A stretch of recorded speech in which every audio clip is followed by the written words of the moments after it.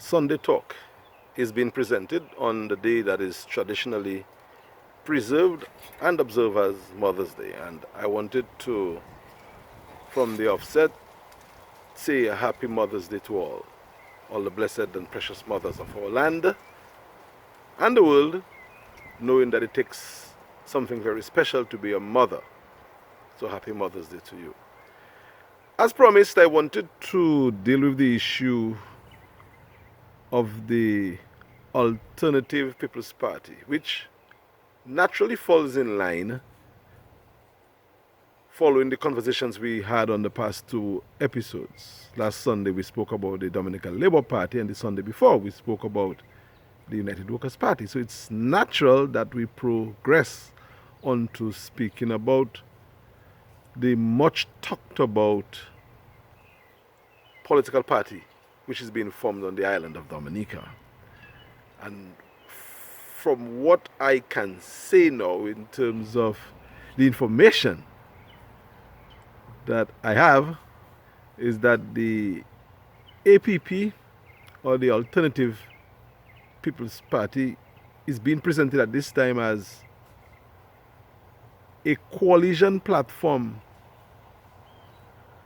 to receive and to harness all views from Dominicans at home and abroad, irrespective to party allegiance, political philosophy, and the like.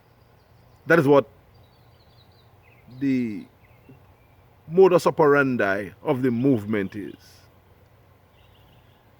There would have been talk, and I have seen and read some, that Dominica is too small and there is no need for another political party. The fact is, those talks can be debunked and should be, because in a democracy there is always need.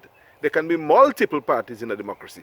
What I believe some are trying to say is that Dominica is a two-party system, which is true, because two major dominant parties have been contesting for elections in Dominica since the 1950s.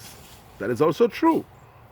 But it is also true that those dominant parties have switched, at least on one occasion, because it had been Freedom Labour, and there was DUPP, DLM, DEMLAB, a number of parties came and gone. But something remarkable happened in 1988 when the UWP was formed, and from the third force, it became the first force in a mere 7 years, and certainly became the opposition party in 2 years after being formed. So history has shown that new movements have been able to seize the imagination of the people. And when that happened, it was UWP Labour. Well, I'm not even sure I can say Labour now, because Labour is now Freedom and Freedom is now Labour, because of that kind of a coalition arrangement, and all the Freedom Party support had been collapsed into this Labour Party framing. You understand what I'm trying to say. So people are not static and people will move.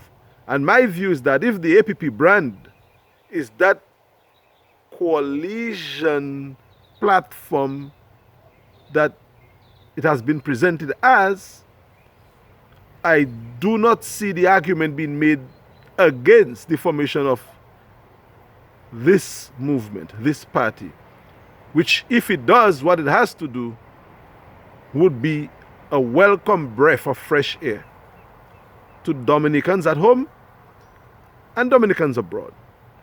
And that is as much as I would like to say or can say now about the Alternative People's Party, APP. Let us see how the presentation of the party's platform and programs go on Monday.